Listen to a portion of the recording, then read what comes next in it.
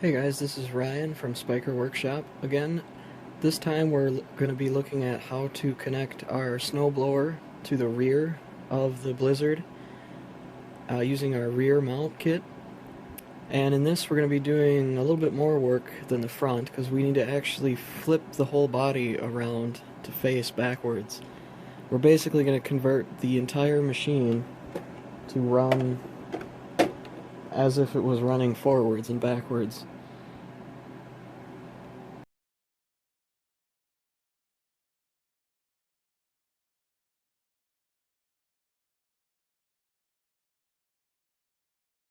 So the first thing we want to do to get started is we need to get at this panel here.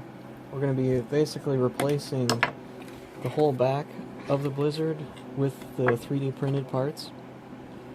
So to start out with, let's remove both the rear wheels and then we'll take the tracks off. After you got the tracks taken off, the next thing we'll want to do is we'll want to unscrew the back panel. So we'll need to take out this power switch, just unscrew that, and then, let's see, I think there's a total of 6 screws, 2 on each side here, and then 2 on the bottom. Once you have the back plate removed, you can set all this aside, because we won't be using it anymore. And then we can get ready to start putting together the 3D printed mount. These parts have a right and a left to them. You can see that the things that stick towards the center there should go like that. So basically, looks like this here. It looks like we need to remove, there's like a little wire post here. Don't really need that.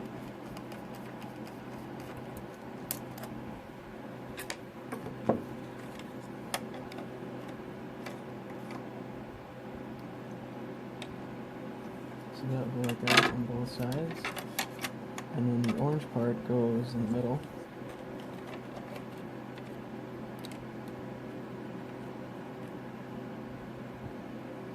And then to start screwing it in, as you can see in the manual, it uses the number 4 by 1/2 inch sheet metal screw.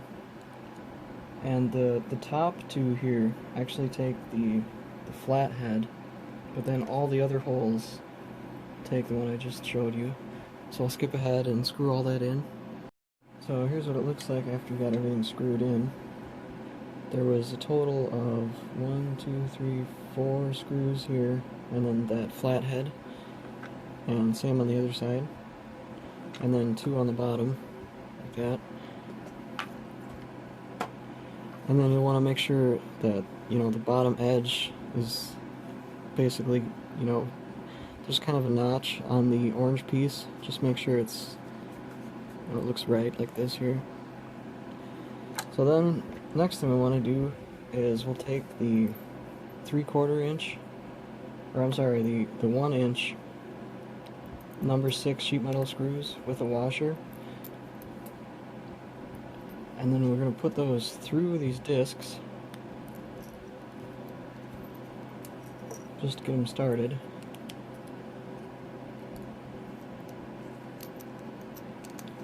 And then we're going to take these 3 parts, this kind of hex shape stick and these, and then these will go kind of like this. And make sure when you're doing this, there's like a hole that's kind of inset. You want that facing out on both sides. So like on this side it'll face outwards. And then you can start that disc through this hole, goes through here.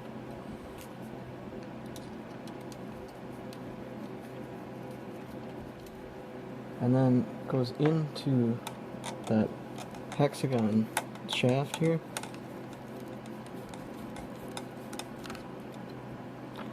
You can see how I got it there. And then we're going to tighten it all the way down on both sides. So once you have those tightened, this is what it should look like. The disc goes on the outside, and then make sure that each of these, that pocket is sticking outside. And then also you'll not want to tighten them too tight. You'll actually want to back off the screw just a little bit so it has like some easy movement, because this is what will actually be lifting the snowblower up and down. So our next step is to take the 1/2 inch number 6 sheet metal screws and this last orange part, and if you notice the top has a slant on one side. You want that slant to basically fit underneath that lip right there.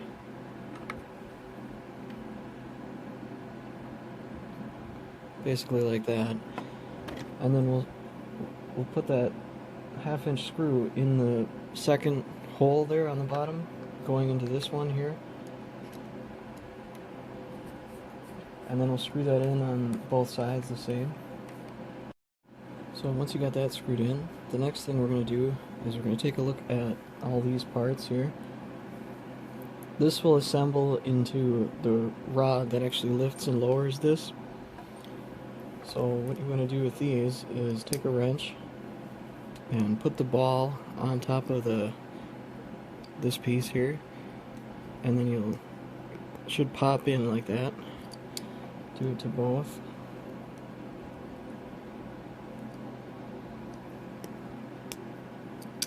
And then we'll take our rod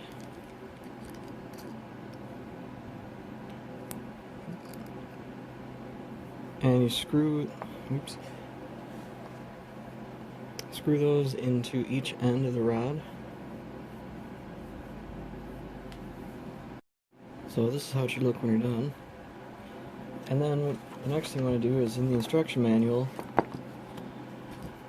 this is the one we're working with right here, L2. If you look on the page below it, there's L2. This is like an approximate guide of what this bar should look like. You can see there's a ever so slight bend that you want to put in the rod. So we'll do that now. But just use like 2 wrenches. Doesn't need to be very exact, just approximately that. So once you got that ready to go, you'll feed it through this hole here, and it's up to you which servo that you want to use, because basically the mount, you can use either 1 or 2 servos. This allows you to use like 2 weak servos mixed together to lift it up and down, or if you bought the kit or the electronics kit with the snowblower from me, it includes a really strong, I think it's 10 or 12 kg metal geared servo that we use to lift the blower up and down.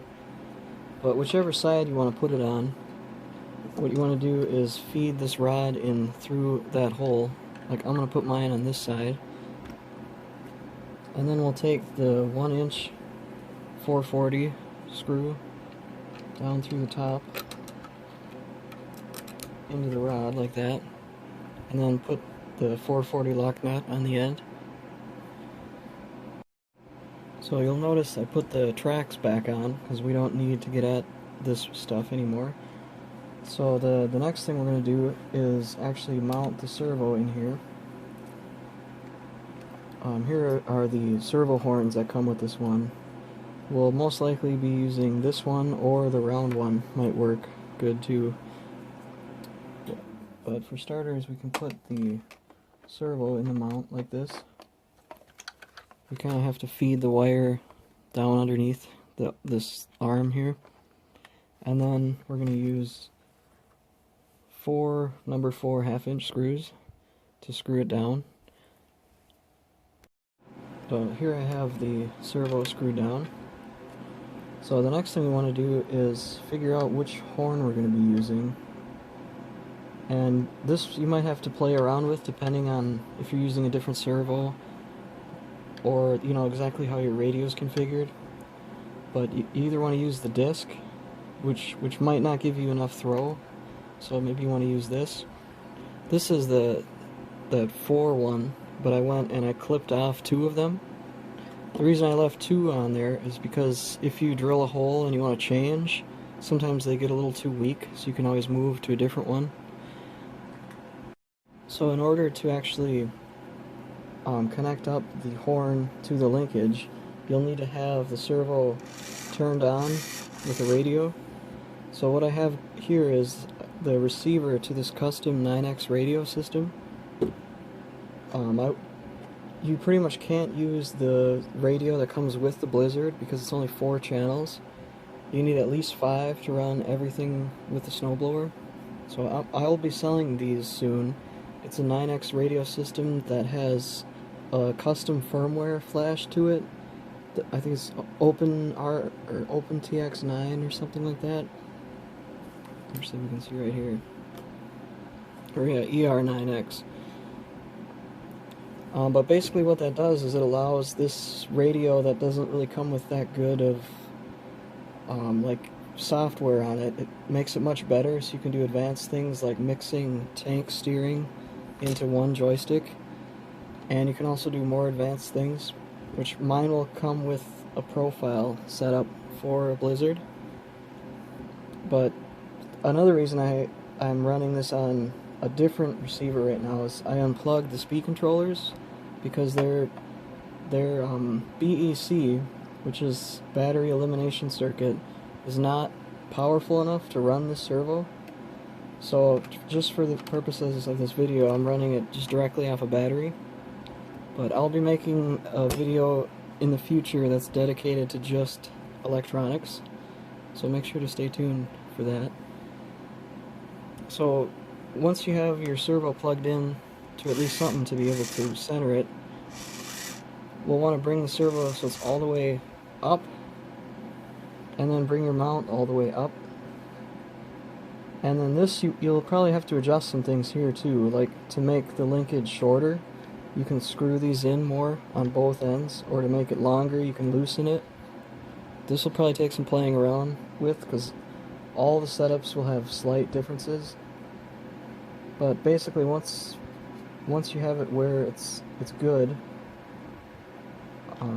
we'll want to fit the servo horn on approximately where the screw would go through, and then turn it all the way low and see if it's just close.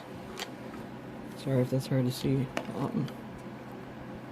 You can see as I move the servo,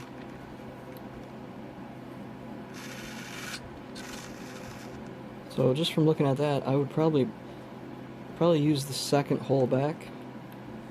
So then you'll want to take I believe it's an 1/8 inch drill bit, and just drill that hole out for 1/8 inch.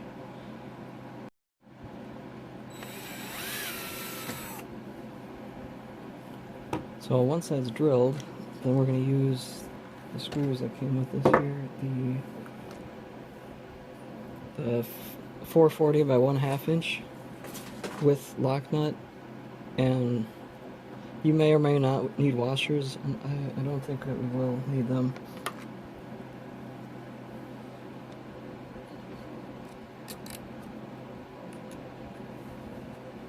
And in this, I'm deciding to put the screw in from the bottom, so when it's moving like this, the top of the screw head can kind of avoid hitting the servo a little bit. But I'll go ahead and screw all that together. This is how your setup should look similar to this here. See, as I use the servo,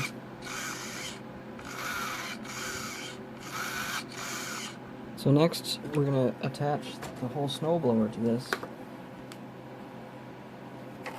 Here's the snowblower here.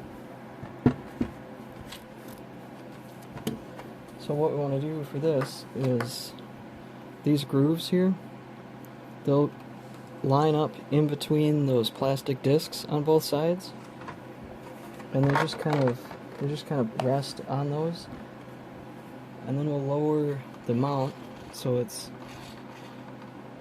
the same angle like that, and then to actually connect it, we'll use the last two number 6 sheet metal screws, the 3/4 inch ones, and you'll screw those in through here on both sides. So here we have the snowblower attached now with a screw on each end, and here's where you'll probably have to do some more tweaking with the linkage to make sure everything's where it should be, but here's what it looks like right now. You can see it does have enough power to lift it up off the ground, but you can see there's still a little bit of a gap here, so it could lift it up just a little bit more if we rearrange the linkage. And you can see it pushes it plenty down enough, probably a little too much, but that doesn't really matter, as long as it's able to lift it up in the air. So the easiest way to fix that would just be to unscrew one of these here, and then twist those around. Because as you twist both ends of this, it makes the linkage shorten up, and then it will basically shorten it up so it pulls it up tighter. So let me do that really quick. So here I tightened up the linkage quite a bit, and you can see it lifts it up even farther off the ground now, just a little bit. So I think this is pretty good how it is here. Now if you didn't buy the electronics kit from us and you have a weaker servo, you could use 2 weak servos next to each other in the other mount, and then run, you'd have to get another linkage though to come out here. But then if your radio allowed mixing, you could mix them to both lift at the same time. But it's probably easier to just get a stronger servo. So then the last thing we need to do is figure out how to turn the whole body around. Because you most likely won't want to drive in reverse to snowblow. So we need to do some modifications to get the body to fit backwards. So in order to get the body to flip around, basically what we have to do is this clear part needs to be removed. And then these 2 posts are what the body actually fits over, and then those clips go in there to hold it on. So what we need to do is move these from here to basically right where that angle is in the aluminum. So we're going to have to drill a new hole back here. So what we want to do first is unscrew these. So if you see where the old screw was, you'll want to drill a hole basically on the same exact height that that screw was at. So here's where I drilled the hole. If you notice, it's the same exact height as this one, and it's basically right in the middle of this slant. You want to do that to both sides. And then I also realized that that hole actually is in, or this plastic part's in the way of that hole. So I would recommend watching my electronics video, because in that video I basically show you that you really don't need any of this in here. So right now I'd recommend just taking it out, and then once I get the electronics video done, I'll show you exactly how to wire it on the inside. But for now, we'll just remove this thing. So you can see I unscrewed everything here. To get the actual speed controllers out, you want to take this cover off, and they just pop out like that. So one of the big advantages of removing that whole electronics bay is that now with the same strap even, you can double stack batteries on top of each other here. That's how I ran my Blizzard. Even 2 big LiPo packs will sit one on top of the other, and then you can have your electronics basically line the walls in here. But just make sure to check out my electronics video. But for now, we'll continue on with the, flipping the body around. So now that we've got a hole drilled in there, we'll want to take that post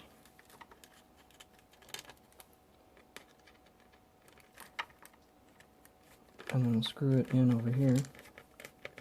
So here you can see I got both posts in, and the bar running from the front mount to the stock Blizzard servo, you might want to bend a little bit because it does kind of get in the way of that new post there, but it's not really that big of a deal.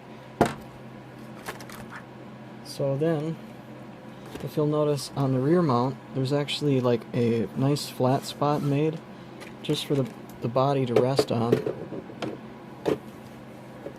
And then those 2 new posts that we moved back should align with the same holes in the body. And then you'll also notice that the body is slightly back farther. It kind of sticks out in the back. The reason we had to not center it and keep it kind of farther back is because when the blower is actually lifted up, so you want to keep, you know, as much space as you can in between the window and the snowblower.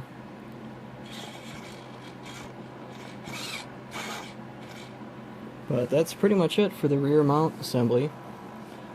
Make sure to watch the upcoming electronics video as soon as I can get that posted. And then let me know if you guys had any questions on anything, because I know both the front and the rear mount assembly is kind of complicated. So just let me know what you guys had any issues with, and I could, you know, maybe make an update video or something. So thanks for watching.